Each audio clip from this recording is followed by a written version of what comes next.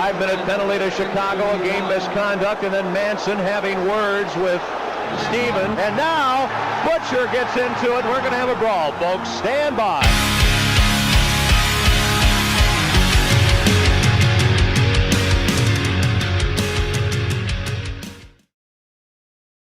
What's going on, everybody? Tyler Cash here. It's another episode of Fourth Line Goon Hockey Podcast.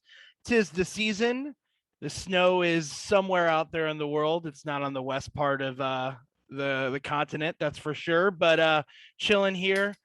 Just got off work, enjoying a nice cold beverage. How you doing, Tommy? Enjoying a nice room temperature bottled water. I mean, that's a good choice of water, but room temperature? Yikes.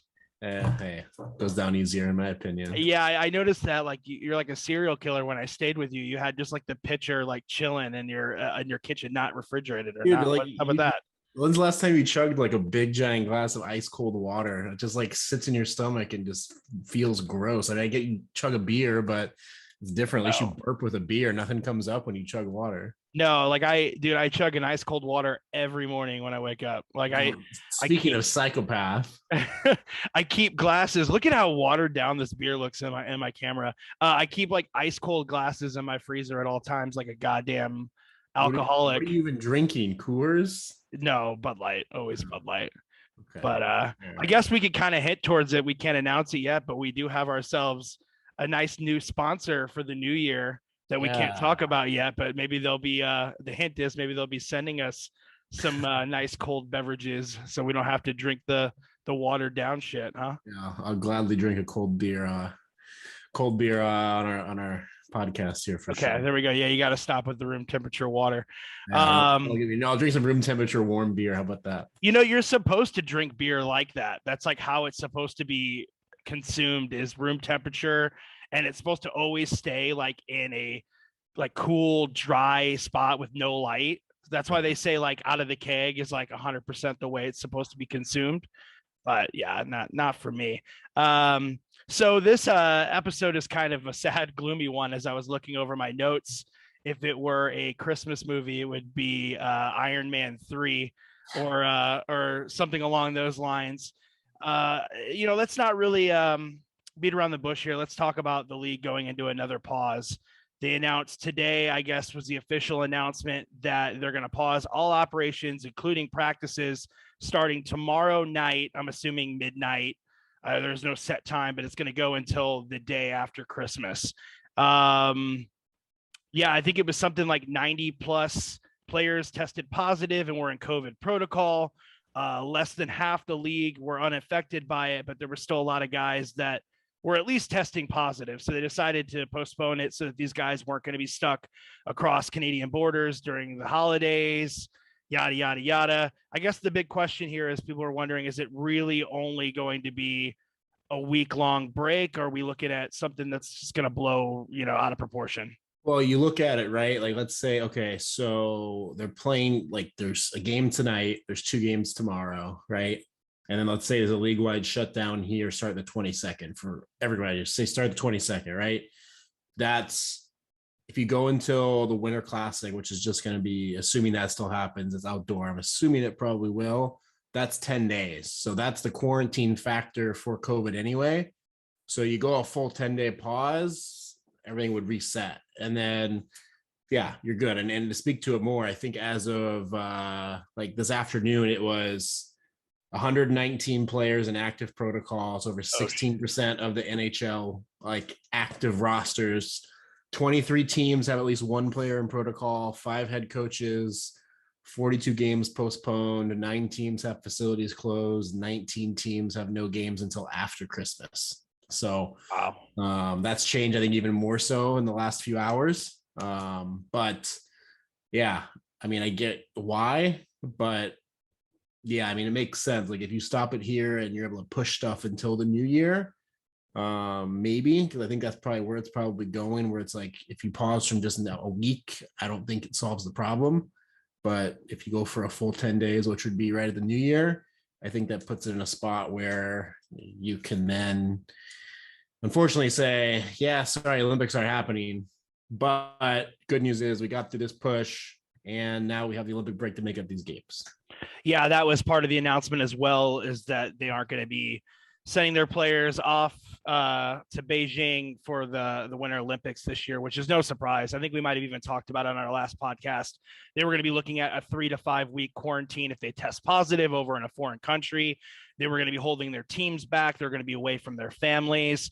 There were players already opting out. I know Robin Leonard was one of the ones that we talked about that was vocal about not wanting to compete. He wanted to, it's just, wasn't in the cards with the way the world's set up right now. So I guess they're saying that this break is officially only going to be 4 days for players that can't practice. Like, I think some of them are going to be returning to practice the day after Christmas, correct? I believe it's like only the players themselves can come to the team facilities, and they have to get tested, and then depending on test results, either can stay or go or something along those lines. Right. And I mean, to kind of reference it, to use a Christmas reference, it's the snowball effect, right? My numbers were off, and I remember looking it up just a matter of a few days ago. And yeah, a reset is great and it's nice. It's also good to hear that majority of these players, I think now going back to my 90 that I saw had tested positive in COVID protocol, they said only 2 of them were considered not able to play, not fit to play by physicians. So if you're on hockey Twitter, you've probably seen the Stevie Y interview in which he makes the big statement that a lot of people have been thinking, why are we testing these players if they're asymptomatic? A lot of these guys are ready to play. They don't want another pause. They definitely don't want another bubble situation, especially if they're not sick. Here's the question, though, is where do you sit with that? I mean, we're going to teeter on the politics here. Let's leave the political bullshit aside. Let's just talk about what we think is safe for the league, what's smart for the players, and so forth. Do you think that they should be testing from here on out, or do you think that they should keep continuing what they're doing?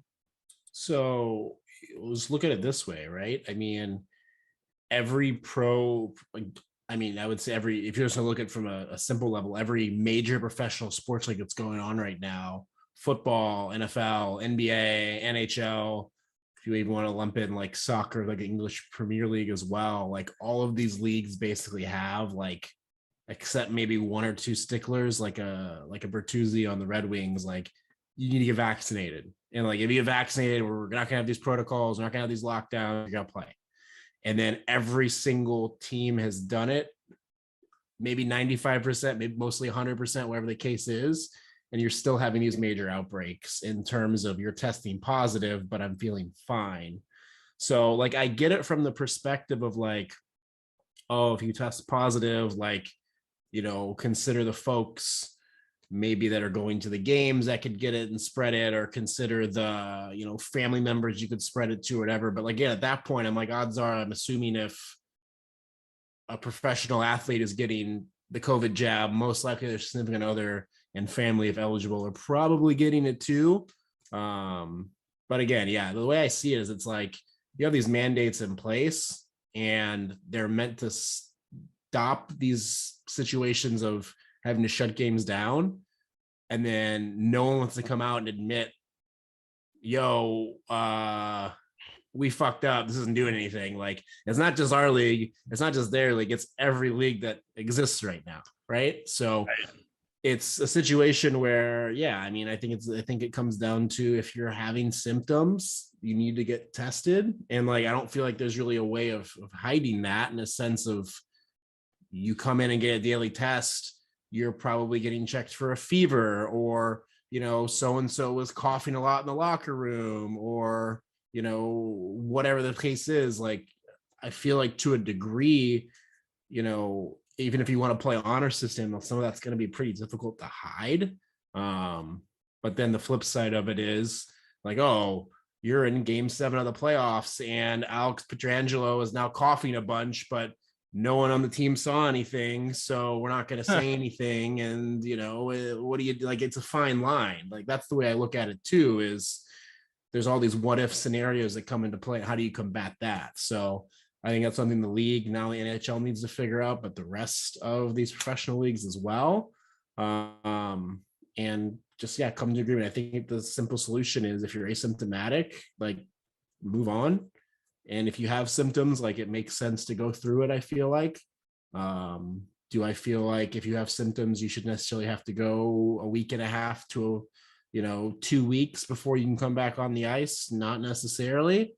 But I mean, that's my take. So Listen up, goons. Gotta interrupt the podcast to talk about another one of our amazing sponsors, Shortside Co., a hockey apparel and accessory company. Established in 2020, Shortside is a Minnesota-based company with all 4 owners having a combined 25 years of professional hockey experience. All of their tape is made in the USA, tested and certified by NHL players, including Nate Schmidt. We had him on the podcast, so if you haven't listened to that episode, go back and check it out. He's a beauty. All of their products are created by players for players. Going shortside is a lifestyle. But why go shortside? Well, scoring goals is their passion.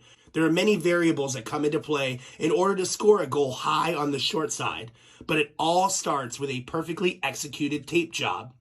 After scoring goals in every league from mites to the NHL, they are confident that their product will be a staple in any locker room.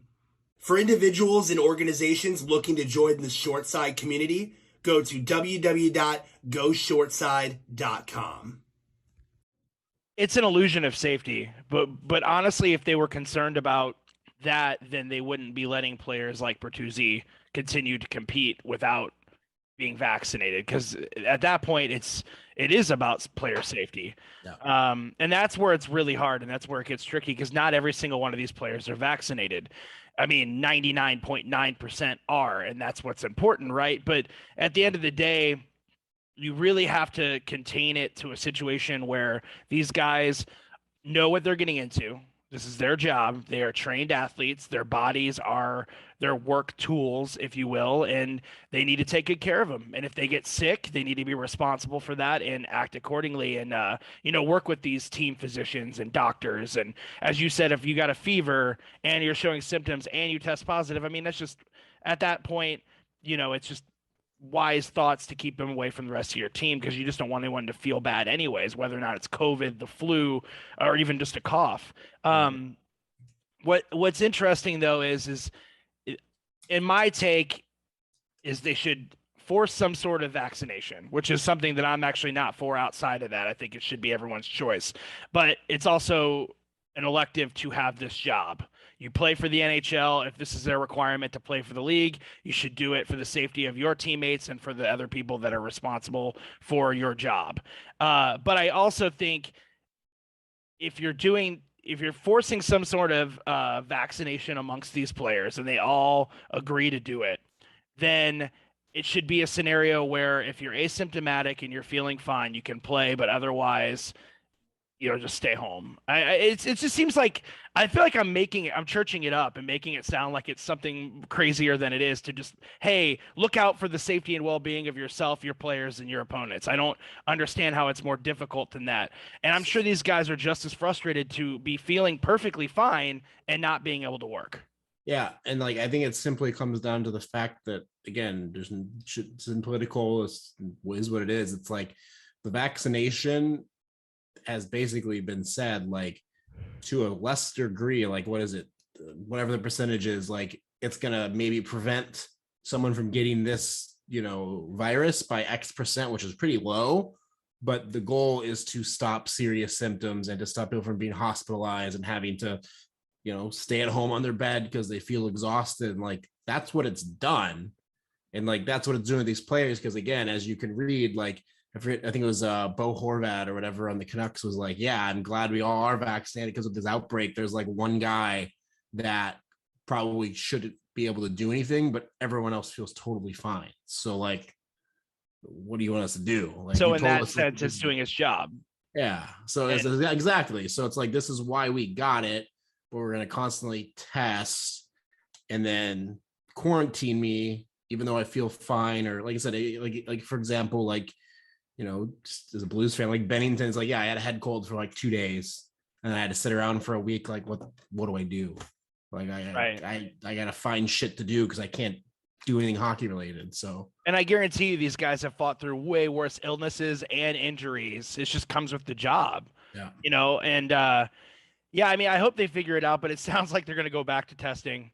to show that they're still concerned, I guess, for the safety of these players. But they're not getting paid, right? So like if they test positive and they have to They're sit getting out. paid. Okay, so what's the deal with the payment then? Because like I thought they said if you get ill from a COVID related symptom, you're not covered by. That's if you're unvaccinated. Oh, okay, so that's the Yes. only. So that That's would like a only Ber- apply to Bertuzzi or like in a handful of players. Pretty much. Yeah, that's my Okay. understanding. So like, yeah, if you're following league protocols, like there's no reason for them to take your money away. It's more on the team side where it's being treated as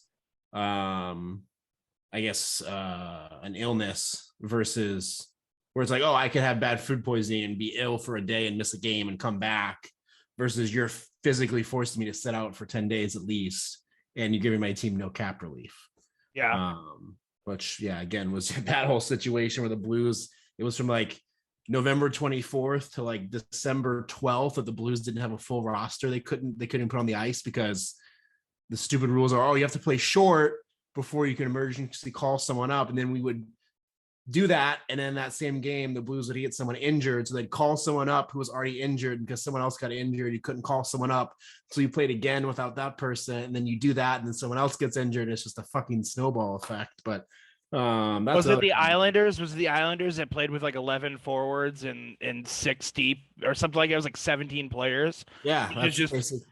That's not healthy for them either. Correct. You know, they're running what we themselves discussed ragged. last time is, yeah, again, you're having players who feel obligated, like, oh, I probably have a fucked up ankle or maybe I tweaked my oblique, but like I'm 70%, but like I have to play because I don't want my team to be down an extra skater. Like I have to do it. Then you go hurt more or, whatever the case is, it's just not good. But yeah, that's that. I mean, the other thing I did want to, I guess, get on too was, and it was not in our notes, but for whatever reason, it's been a trend in the league with sort of bad hits leading to people getting stretchered off. Oh yeah, yeah.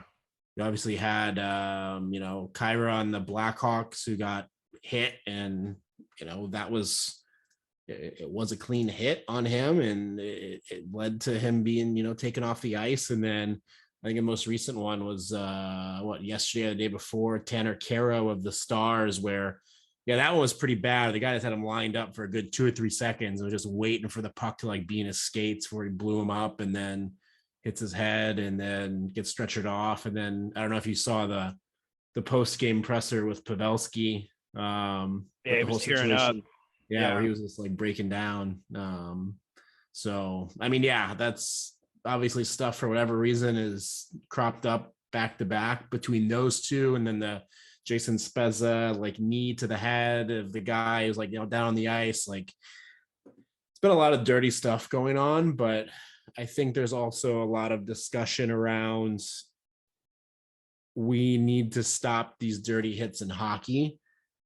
And seemingly the argument is we need to basically stop bad hits in general. And so all of a sudden you're going to have, the idea is to, I guess, essentially make people think twice about hitting someone. Right. And then if you're having to think twice about hitting someone, you're not going to hit them. And right. Not any checking or anything in the game anymore. So yeah, I mean, you're talking about softening up the game. And when you mentioned, bad hits or dirty hits, it's like, they're not. It's just these guys aren't keeping their head on a swivel like they used to. And I honestly have a theory about that. I think that the league is resting somewhere in this gray area where it's not as hard and brutal as it used to be. It's not all flash and hands like they're doing in the KHL and these other European leagues. It's just in the middle, right? So these guys that are up and coming that haven't been playing in the league for very long aren't expecting these hits. And then the guys that have been around and through the knit and grit are throwing what they would think is fair, clean hits, and these guys aren't prepared for them. And there's nothing worse than that. It's almost bush league to have your head down. And I'm sorry, I'm just gonna say that one hit from the guy that was on on the Blackhawks. I can't think of his name. He was just. It was unfortunate. He was looking at the puck as it was going from his skate to his stick, and. Yeah. He got hit, and it wasn't intentional. And I think that's what people don't realize either is like when you're playing in a developmental league, like even like honestly the AHL to a degree, like most of the time you're out there against guys who are, 18 to like 23, 24, 25. Like, may have a couple of veteran guys for leadership presence or whatever, but like, you're going to go against a guy who's still developing and who's like, 6 foot, 190 pounds soaking wet, and they're going to hit you with your head down. It's completely different from a 6'5", 240 guy skating at you, 240-pound guy skating at you and blowing you up. Like, you're not used to that. You don't see that in any other league because these guys train their ass off to bulk up and to get to that level and kind of refine their craft. But the flip side of it too is like the thing that no one talks about, especially is like these kids, they grew up in the generation of going back to like maybe it's a little bit more phased out, but like even like, just thinking of like a Trevor Zegras or a, Lafreniere or even a McDavid, like they grew up watching hockey with like these heavy hits and these fights, even in the 90s and early 2000s and potentially even part of the early 2010s. Like, they know what they've signed up for and they know what happens in NHL, and they're willingly putting their body on the line every day, and they've accepted these risks. Like, no one wants to talk about that aspect of it. They just want to talk about how this is bad, it needs to go because of X, Y, and Z. And yes, it is bad. People getting head injuries is not great, but also they assume and understand the risk that they're getting themselves into, and they therefore get compensated quite well for these risks. Right. And not to say money's everything, but they know what they're doing. Like, I would much rather take league minimum than making it barely in a sales job and hating my life. And maybe I get concussed a couple of times. Like, it's shitty to say, but Right. I'm not advocating that like head hits are good or like concussions are good long-term, because we've seen the effects of people taking their lives from it, and it's unfortunate. But in the long run, like, you're doing it because you understand what could happen, but you also love what you do. So it's a fine line. And you mentioned they observed and they trained for this job. I mean, it's no different than a chef cutting himself in the kitchen or a firefighter burning himself while, going into a house while it's on fire. It's like, it's part of their job. But I think that the issue is they haven't had enough time in the show to get accustomed to that. And maybe that big hit will wake them up. From there on out, you said they're going to start to bulk up. They're going to change a little bit with the game and kind of prepare for these big hits, or maybe even start throwing their weight around as well. Well, it's not even that. It's more of just like, to be in the NHL, the greatest hockey league in the world, like, you have to be at your top performance. And like, not everyone's going to bulk up and be this jacked guy, but like, you're going to see that in this league versus, again, like a 6 foot, 100, like I said, 190-pound, like, offensive defenseman who's most likely going to like hold you against the boards or like poke check you versus like blow you up with a big hit. Like, it's just night and day different, I feel like. Right. Absolutely. So let's kind of take those two topics and move forward in a sense that we did touch base on the fact that the Olympics aren't going to be happening for NHL players. At least that's to our understanding. I'm assuming that's league wide. The big question is that going to hurt the sport? Were we going to see the sport grow in a new way, having it moved on to the Olympic level, and something that, a lot of these kids haven't seen and maybe might open up some doors for some people that are more casual sports fans? I mean, basically, I guess the long and short of it is, do you think that this is going to hurt, or are we going to thrive from this by keeping our players here and maybe concentrating more on growing the All-Star game and getting these teams ready for the playoffs? So it's interesting because you look at it in a sense of like, this isn't anything different from really last Olympics. Like, it was the same thing in 2018 where you had just a bunch of kind of like young kids, go over and sort of, I guess not all young kids, but like, fringe NHLers or, some maybe college kids type stuff, that sort of a thing, go over like, and see what happens. Like, I think like Troy Terry, for example, I think was on the 2018 like Olympic roster. But it's just a situation where it's not something we haven't seen before. But I guess my question is it a standard of like the AHL and the NHL obviously have an agreement? It's like, if I'm an AHLer, like, am I allowed to go if I want to? Like, I'm playing under AHL terms. Like, you could have my contract brought up to the NHL, but like I'm in the AHL at the moment I'm making my decision. So is there like an agreement there? Like if the NHL doesn't go, AHL can't go either.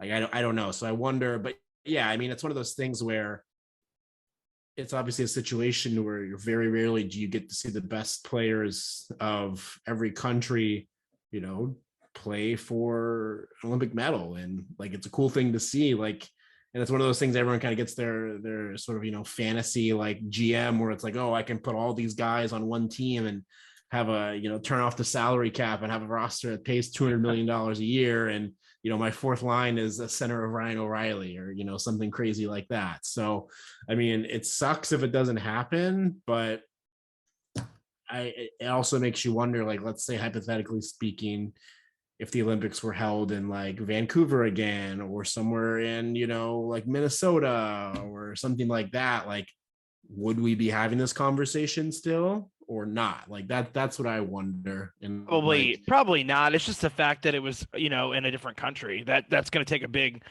toll. The fact that they were going to be 3 to 5 weeks when it comes to the quarantine situation.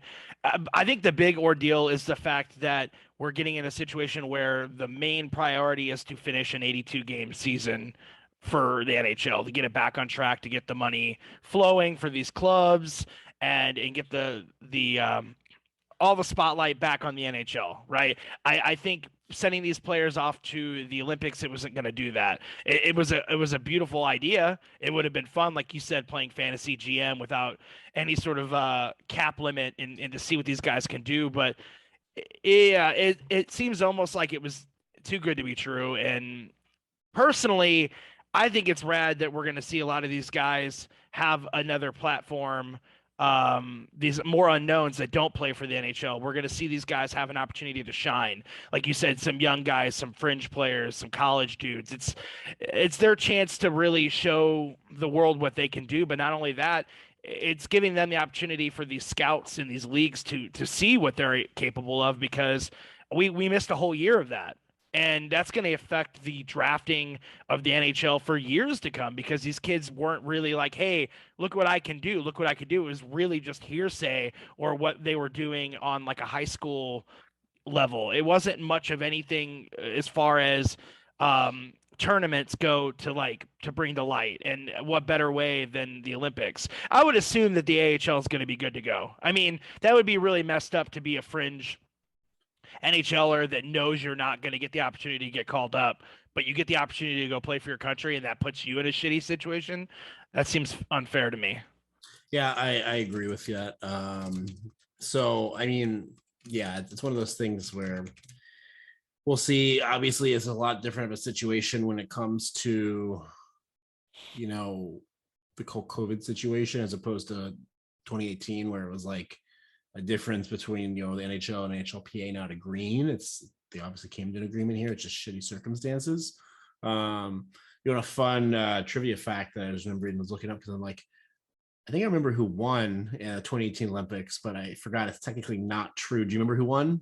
No, I do not. So most people, if you watch, like, oh, Russia won. Like, no, Russia didn't win because Russia was banned from the Olympics. The Olympic athletes from Russia won the gold medal. So wait, it was because they tested positive for performance-enhancing drugs, right? Yeah. So what happened? They were the ones that didn't test positive were able to still compete, but just not under Russia's name. Correct. They were just athletes that were from Russia. So like technically Russia didn't win any gold medals or silver or bronze. Wow. They just happened to be from Russia, but were banned from participating for their country, but they still did. It was stupid, but wow.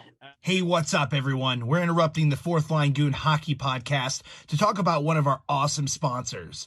Big Balls Kickball is St. Louis's premier adult kickball league, bringing you the best game in town since 2007. Veteran owned and operated, they strive to bring out the kid in everyone, and they let you let loose and make new friends on that field. Big Balls welcomes players from all walks of life, and they pride themselves on being one of the most inclusive leagues out there. If that's not enough, they also offer Big Balls apparel. That's right, they sell clothing, all that stuff, and it's rad. Me and Tommy have some. We've been rocking them. They go back with the retro designs, back to the 90s, back to your childhood, all of that. So be sure to go and check out Big Balls Kickball at www.mbkickball.com. stlbigballs.com. All right, so yeah, let's move on a little bit. I guess, like I said, this is kind of a grim episode. There's not a lot of fun things to talk about. We're getting ready to head into this pause. And, we're dealing with all the COVID outbreaks. But amidst that, it looks like Ben Bishop has decided to call it career. And that is due to his ever nagging injury with his knees. And he had an injury for it a couple years ago, to my knowledge. And then he had several surgeries. I didn't realize the guy was 35 years old. That just blew my mind, man. His career just zoomed right past, and it sucks because he was a great goaltender that never really got to play to his highest potential. So it's just crazy to think what he would be today had he had been healthy. What's your two cents on that, man? I know obviously Ben Bishop, St. Louis boy. I mean, he's got to hold a special place in your heart somewhere. Yeah. I mean, I know it's like shitty to see for anybody, quite honestly. But yeah, it's like a degenerative like knee issue. So yeah, he went down and had I think probably just a rehab start in the AHL. Like, this is the best I can get it. Let me at least see what I can do. And then it just got lit up. And then he's like, yeah, I can't. It's not getting any better. Like, it is what it is. So had to retire, which stinks. But I mean, the guy, I mean, he played well for obviously when he was in the league, when he was healthy. But it was more, I think, came down to, like you said, he just like, it was weird for a guy that's like, I feel like as good as he was, he like bounced around way too much. Like, he went from the Blues to the Senators to the Lightning. He spent some time with the Kings.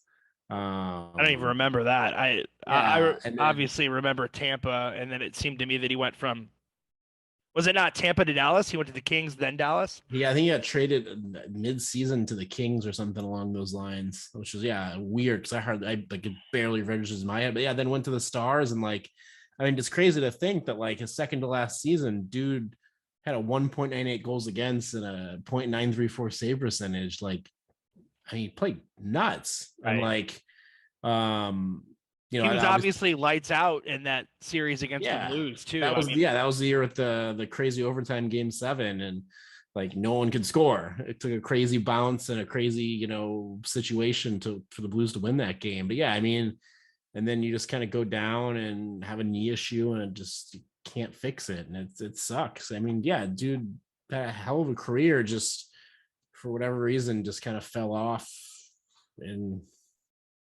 it is what it is. I mean, yeah, I mean, if honestly you put another, the years that he's not injured, you put another 2-3 years under his belt. I mean, he would have had, 350 wins as a goalie, probably realistically speaking, are right around there. And, that's pretty damn good.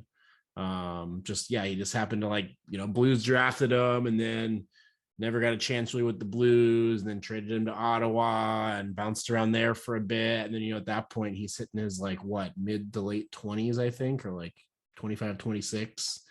And then obviously got a shot in Tampa. But yeah, I mean, sucks to see it happen, but hell of a career, to say the least. Like you said, even though he never quite bloomed into the goaltender that everyone kind of thought he would. His numbers do support the fact that he had a lot of talent for sure. Like, that's what's crazy. It's like, it's not like he didn't play a lot of hockey. Like, he started 397 games. You know what I mean? Like, he played a lot of hockey for what that is. I mean, you take that into consideration and you assume a workhorse goalie, puts together 60 games in a year, that's about 7 solid years of goaltending. It's just, for whatever reason, like, yeah, we're playing in a small market like St. Louis briefly, and then Ottawa has never been really that great, especially at that time. And then Tampa, who really didn't do a whole lot while he was there. And then to the Stars, where, you go to the Cup, but like you're hurt. So like Hudobin takes over. So it's like all these chances where like you kind of played in a market where like the spotlight was never really on him. So I kind of just feel like even though he played good hockey, it just kind of, oversaw him quite a bit. And he was backing up Hudobin, right, during their big Cup run. Was that last year? Or no, 2 years ago, or 2 seasons ago? He was backing him up, and I believe he played one game and got lit up. So it goes to show you that he was probably playing injured at that moment, considering he's retired now. I mean, it's not like it was just it's a rock throw away. He was clearly battling an injury then. Yeah. I need to share my Ben Bishop story again. I feel like I have, at least to you, while we were drunk, but I can't remember if I ever did on the podcast. I was Ubering when I was back in St. Louis, and I heard a tip that if you go out to like West County, like super deep, probably like around 5 p.m. when there's a 7 o'clock St. Louis Blues game downtown, I remember that. you'll get like a trip to the city, which is a good 45 minutes to an hour sometimes trip into the city. It's good money. So I was like, okay, well, I'm going to try this out. So I went out to like Town and Country out in West County, like real deep. And sure enough, I got a ride and picked up these people that piled into my car, and they were all like in head to toe Dallas Stars gear, and not like the traditional like jerseys or anything. They had like fleece jackets and like brand new hats. It looked like they literally had just like looked up how to be a Dallas Stars fan and then just tried to mimic it. And they got in my car, and I was like, all right, get the fuck out. And they all started laughing, which is good because that's probably not any way to greet them into your car. They're like, oh no, we're Blues fans. I was like, oh, well, you got a funny way of showing it. And they're like, oh, we got a good excuse. Like, why is that? And like, well, Ben Bishop's our son and he's in starting goal, but not for the Blues tonight. And yeah, it was mind blowing. And they talked about how they were huge Blues fans. Ben Bishop was, he grew up a Blues fan, and they were all really heartbroken that they decided to go with Jake Allen instead of Ben Bishop, which is crazy to think about. They went Jake Allen because he was a year or two younger than Ben Bishop at the time. Clearly Bishop went on to I would say he's got to have a better overall stat record than Jake Allen. Hey, Jake Allen's got a cup and he doesn't. Right? That's what I'm getting at, though. It's crazy to think had they held up on to Ben Bishop, they would have still probably won the cup, right? Because like Jake Allen lost his job to a dude that wasn't even at rookie camp. And obviously we already know the history of that, and the Blues went on to win a cup with Jordan Binnington and net. But I mean, it's crazy to think Ben Bishop could have had a cup. Like, he could have been very well the backup that was the starter at that time. Just absolutely crazy to think about. Hell of a career though. Not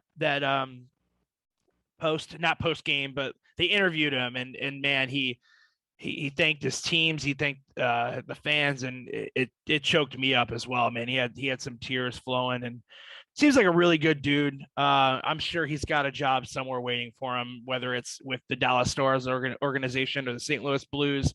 I'm sure the guy's gonna fit in nicely somewhere. Yeah. I was gonna say, but I know we have one other goalie note, but I wanted to throw in another just to brighten this up a little bit. Yeah, give up some holiday. Chucky Sideburns, is that his name? Chucky Sideburns. Yeah, love that golden nickname.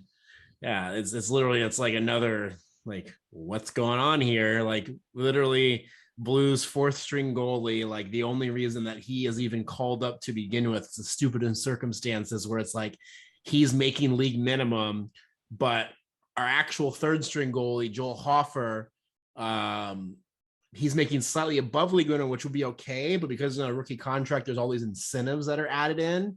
So because those incentives are there, he could potentially hit them. The Blues would go over the cap, so they couldn't call him up. So he hasn't even been able to be called up because of these reasons, because the whole COVID and not being on long-term IR bullshit. So yeah, he gets the call up instead, and he's cursing his agent. He's like, "Damn you!" with the one. No, that's the thing, is like every rookie contract gets this. Like, it's kind of like standardized to a degree. So not even his agent's fault, quite honestly. But yeah, it's like, again, go back to 2019, a random fourth string goalie just comes up and blows everyone out of the water, and now it's like, oh, fourth string goalie 3 years later. Like, the first Blues goalie to ever win their first 5 starts. And fun fact, I don't know if you remember when the Blues had their carousel like 10, 12 years ago, they had like 8 goalies. There was another goalie that did win his first 5 starts, Reinhard Davis. If you look up his photo, dude's. What, has he got the chops too? Is that like a thing? He's not a beauty. I'll put it that way. Okay. But yeah, he actually he started a game, but I think didn't finish it and got a no decision, but won 5. So it technically wasn't his first 5, but either way, yeah, I mean, dudes come up, 5 games, 5 wins, 1.22 goals against, 90.958 save percentage. Like, what? And like, you go from being like a career backup fringe guy on the Canadians, where you're the third string goalie there, and then they cut you loose. The Blues signed you to as your fourth string. You're like, all right, whatever. And then you come up and just, for whatever reason, it's working along with all these other AHLers the Blues are calling up. Wait. So was he picked up on waivers? Is that what happened? No. So we signed him to like a 1-year, 2-way deal for depth. But like, he played nuts, like in the AHL from what I remember too. So far this year, like he's played really good, which kind of looks like a blessing in disguise. It's like you're letting your true like backup third string guy actually get full playing time while this guy comes up, I guess. Yeah, he won 8-1-1 in the AHL this year, the 2.16 goals against and like 9.925 save percentage. Like, and he played really good down there too. Like, right. And he's 5-0. Yeah, he's 5-0. That's crazy. Absolutely. So what happens if Husso's healthy? Like, yeah. I mean, that's the tricky thing. Like, do you send him back down to the AHL and he splits time with the other goalie prospect? Like, do you pull what they did with the whole John Gillies, where they signed this guy off the streets basically on like a ECHL contract to start one game, and he plays his ass off and like loses on that penalty shot against the Ducks, and then he like gets flipped to the Devils, and now he's like their backup third string goalie. So he went from like this ECHL guy to like immediately like back up to like third string guy like that, just like he played like one pretty solid game. Yeah. Yo, hey, we'll give you a cheesy gordita crunch and a 40 ounce of Bud Light. Yeah, you come play for the St. Louis Blues. Future considerations. Yeah, that's crazy. No, I love the dude. He really has like a personality about him too. And I love hearing stories about guys getting the golden opportunity. I mean, I was in love with Binnington. Like, he really revived my feelings towards the Blues, because I actually grew up a goaltender, and I loved watching Curtis Joseph, Grant Fuhr, and then there's just horrible drought when it came to the St. Louis Blues, and it was just like hard to watch. The goaltending was a huge issue. Jordy Binnington shows up, he's got this personality. Now you got this other guy that shows up that's got this amazing fucking physique, right? He's just looking like he's straight up from like a 1970s rookie card. I think you said it looks like a dude that you would ask like, hey, to stick around and play in your beer league because your goal. Yeah, exactly. 100%. Yeah, that's perfect. All right, I got to interrupt the podcast to talk about another one of our amazing sponsors. That's right. Black Heart Inc. is not only a tattoo brand, but a culture in itself. Established since 2021 right here in Las Vegas, Nevada, Black Heart provides the highest in quality and luxury in custom body art. Black Heart Inc. is a tattoo shop like no other around the Las Vegas area. And ever since I moved here, I've been searching around. So trust me, there's some quality work going out of this shop, providing acceptance of all walks of life through the art, the communication of the image that displays or conveys a statement. It can be very powerful. Through art and tattoos, Black Heart Inc. will continue to defy the status quo, not just now, but for years to come. Make sure you check them out at www.blackheartinc702.com. If you mention the Fourth Line Goon Hockey Podcast, you can get $60 Halloween flash tattoos. That's right, $60 gets you a creepy new tattoo this October. They can do same-day appointments, local and group discounts. They make sure they honor the military. And if you go in and you mention the Fourth Line Goon Hockey Podcast and that you're a VGK fan, they will do a $100 flash tattoo of a Vegas Golden Knights logo. That's right, a $100 flash tattoo of a Vegas Golden Knights logo. I got one myself on my arm. So make sure you guys check it out, www.blackheartinc702.com. So yeah, that about wraps up like what we were going to talk about. We want to wish everyone a happy holidays and Merry Christmas, whatever you celebrate. You got New Year's around the corner. What are your plans? You got any crazy plans to bring in 2022? Can make St. Louis, see some family and stuff, and then I guess pandemic willing, hoping to go to the Winter Classic, but right. We'll see what the hell happens with that at this point. So. That's supposed to take place in Minnesota, I remember. So you're chilling on the New Year's so that you can potentially I mean, I guess they need to figure that out soon, right? If that's going to happen. I mean, I would assume so. It's outdoor. It's an outdoor game. There's a lot of money on the line. A lot of people have already had travel plans in place around the holidays for it. I hope to God it holds up. I mean, for your sake and the sake of a lot of other fans, for sure. I mean, yeah, 40,000. I think it holds 40,000 people all outside. I mean, we'll see what happens with it, quite honestly. But I mean, yeah, I'm not holding my breath by any means, but I think I'm going to be playing it safe and biting the bullet and probably driving up there as opposed to, dishing out like, $300-$400 for a flight to come and find out like, hey, you flew in, game's off. You know what I mean? Like, right. So, well, I mean, worst case scenario, you get more time with the fam, so that's a plus on that as well. So yeah, let's answer some of these questions that we got. Sam Crafton, what's up, buddy? He wants to know if Fleury. Oh, we didn't talk about Fleury. I was gonna bring it up. We can loop it into this question. So Marc-Andre Fleury, he kind of did a big deal. He won 500 wins in the NHL. Unfortunately, we had to see him doing it wearing a fucking Blackhawks sweater, but that's besides the point. They did a beautiful thing, man. They honored it really well. He had this commemorative mask. They did a tribute video on the mask. They were cool enough to put like the logos of every team he's played for in the NHL. It was a beauty. We posted about it, so if you haven't seen it, go to our Facebook page and you can see that.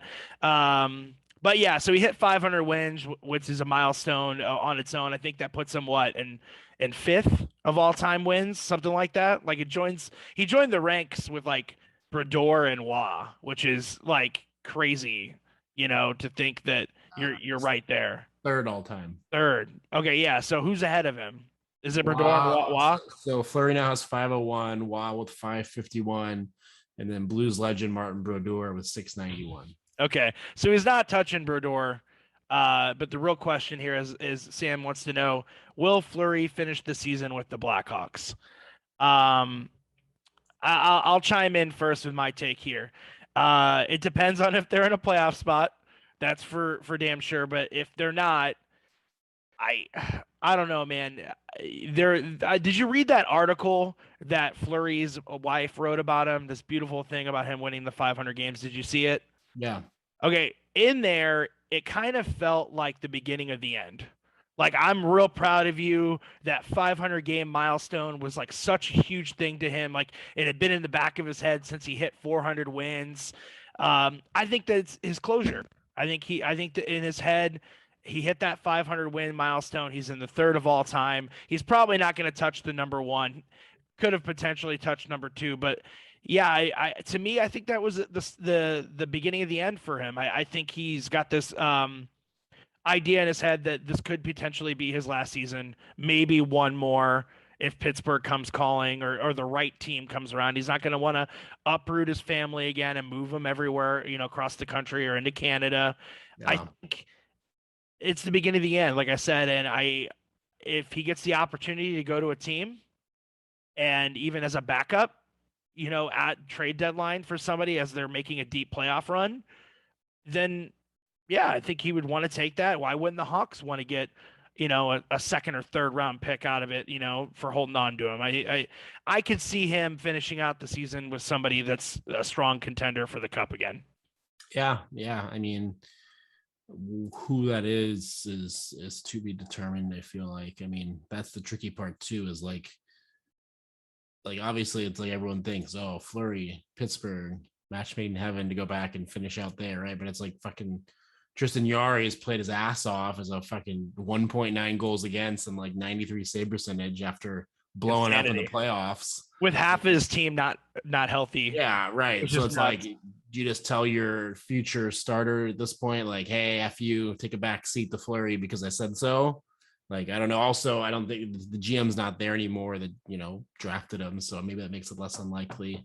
But yeah, I mean, someone can use him, I'm sure.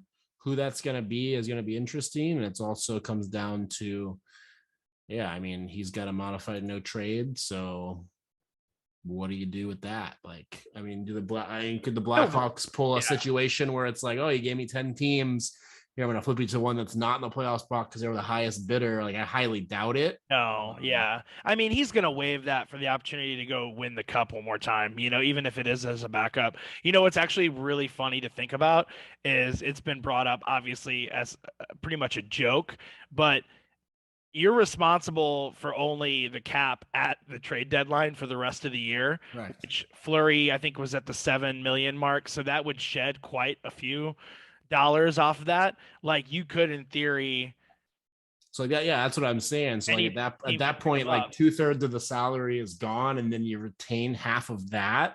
yeah, You don't need much.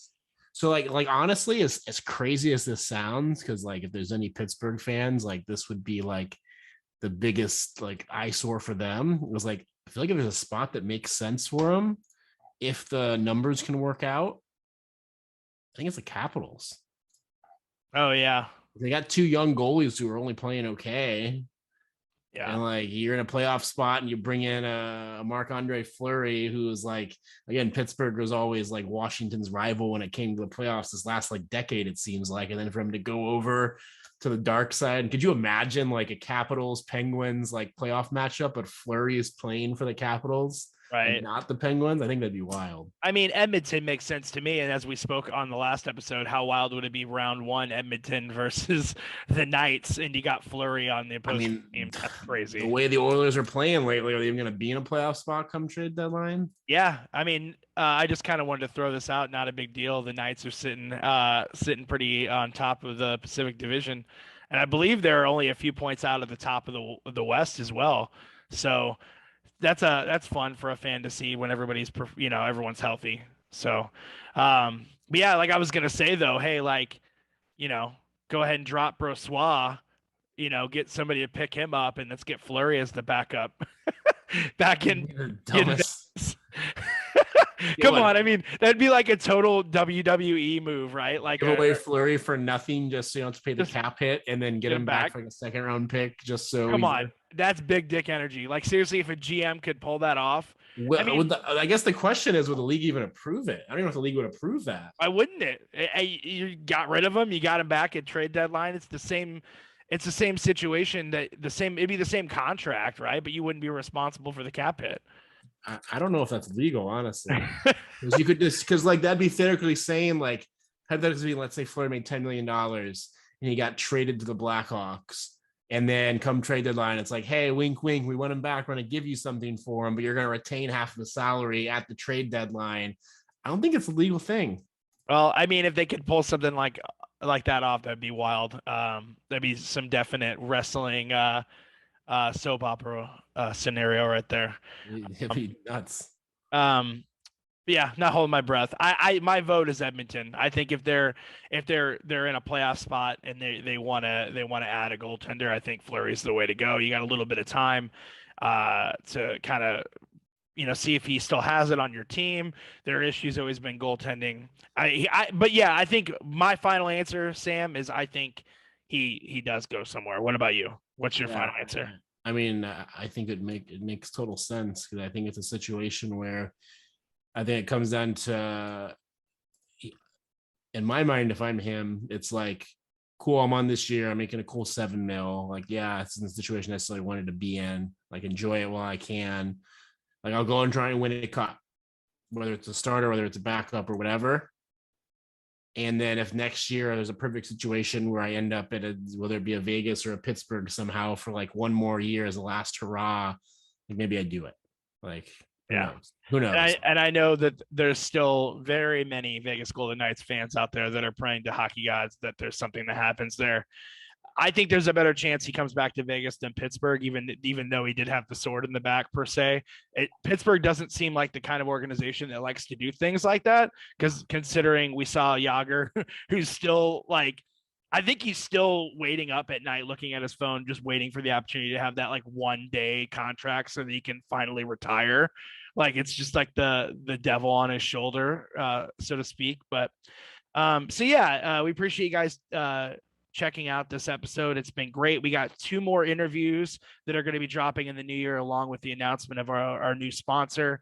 I'm personally looking forward to Christmas. I think it's going to be a good time this year. I think I want to end. This has been such a downer of an episode. I feel like before you end, just as a side note, okay, Jaromir Jagr has 17 points in 27 games this year, playing for his team that he owns in the Czech Republic. The Jackie Moon situation. Yeah, exactly. That's not bad. He's like what 40. What is he? I'm not trying to be a dick. Is he like 47? 49. Oh my god. See, that's just insane. Oh my god. Okay, so a lighter note, let's end it. What's your all-time favorite Christmas movie? And we're gonna throw this out. You can't do the Gremlins, which I have as my wallpaper. You can see right there. That's fair. I mean, I feel like if you're doing that, like, you can't do Die Hard. No Die Hard, no Gremlins. Probably National Lampoon's Christmas Vacation. It's classic. Okay, I could take that. Man, all-time favorite Christmas movie.